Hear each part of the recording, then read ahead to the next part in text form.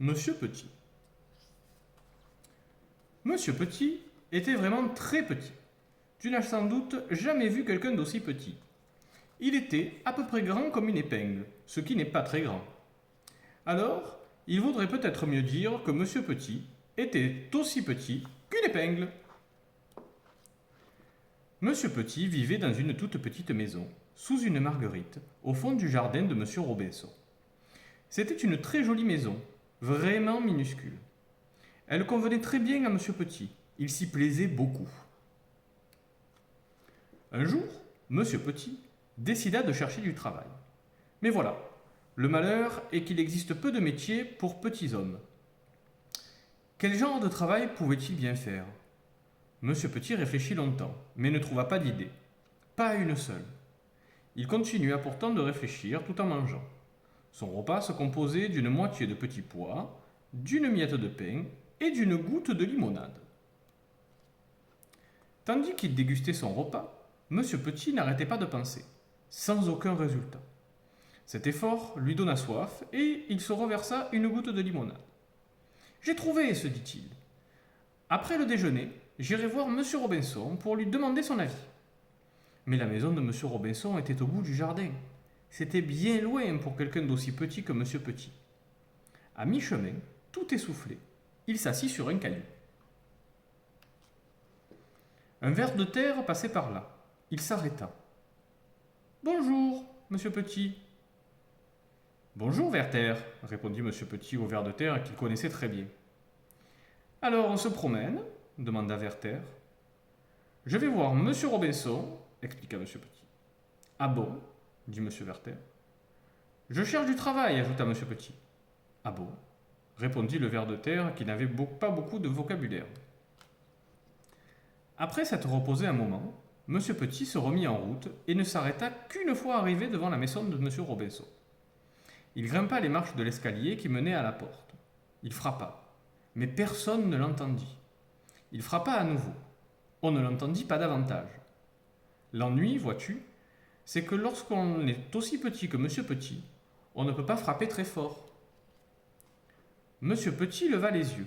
Là-bas, très haut au-dessus de lui, il y avait une sonnette. Pour sonner, il faut que j'atteigne la sonnette, se dit-il. Il se mit donc à escalader le mur en s'accrochant aux briques. Arrivé à la 4e brique, il fit l'erreur de regarder en bas. Oh là là s'écria-t-il. Et il tomba. Boum Aïe fit Monsieur Petit en se frottant la tête. À cet instant, Monsieur Petit entendit des bruits de pas. C'était le facteur. Le facteur s'approcha de la porte et déposa le courrier. Il allait partir quand il entendit une petite voix. Bonjour, disait la voix. Le facteur regarda par terre. Bonjour, dit-il à Monsieur Petit. Qui êtes-vous? Je suis Monsieur Petit, dit Monsieur Petit. Pourriez-vous sonner pour moi, s'il vous plaît? Mais bien sûr, répondit le facteur. Et il appuya sur la sonnette. Merci, dit Monsieur Petit. Je vous en prie, dit le facteur, et il s'en alla. Monsieur Petit entendit des bruits de pas derrière la porte. La porte s'ouvrit. Monsieur Robinson regarda dehors. C'est bizarre, murmura-t-il. Je suis pourtant sûr d'avoir entendu sonner. Il allait refermer la porte quand une petite voix l'interpella. Bonjour, disait cette petite voix. Bonjour, Monsieur Robinson. Monsieur Robinson regarda par terre attentivement. Bonjour, dit-il. Que faites-vous là? Je suis venu vous demander conseil, dit Monsieur Petit. Eh bien, répondit Monsieur Robinson, entrez et racontez-moi tout. Monsieur Petit suivit Monsieur Robinson dans sa maison. Il s'installa près de lui sur la coudoir du fauteuil. Et il lui raconta qu'il avait envie de travailler, mais qu'il ne voyait pas du tout ce qu'il pourrait faire. Monsieur Robinson l'écouta tout en buvant son thé. Voyons, dit Monsieur Robinson. Laissez-moi réfléchir. Monsieur Robinson connaissait beaucoup de monde. Monsieur Robinson connaissait quelqu'un qui travaillait dans un restaurant. C'est ainsi que Monsieur Petit trouva un emploi. Il remplissait les pots de moutarde. Mais, chaque fois, Monsieur Petit tombait dans le pot. Alors, il quitta cet emploi. Monsieur Robinson connaissait quelqu'un qui travaillait dans un magasin de bonbons. C'est ainsi que Monsieur Petit trouva un emploi. Il servait des bonbons. Mais chaque fois, Monsieur Petit tombait dans le bocal. Il quitta alors cet emploi. Monsieur Robinson connaissait quelqu'un qui travaillait dans une fabrique d'allumettes. C'est ainsi que Monsieur Petit trouva un emploi. Il mettait les allumettes dans les boîtes. Mais chaque fois, Monsieur Petit se retrouvait enfermé dans la boîte. Il quitta alors cet emploi. Monsieur Robinson connaissait quelqu'un qui travaillait dans une ferme. C'est ainsi que Monsieur Petit trouva un emploi. Il triait les œufs blancs et les œufs foncés. Mais chaque fois, Monsieur Petit se retrouvait coincé entre les œufs. Il quitta alors cet emploi.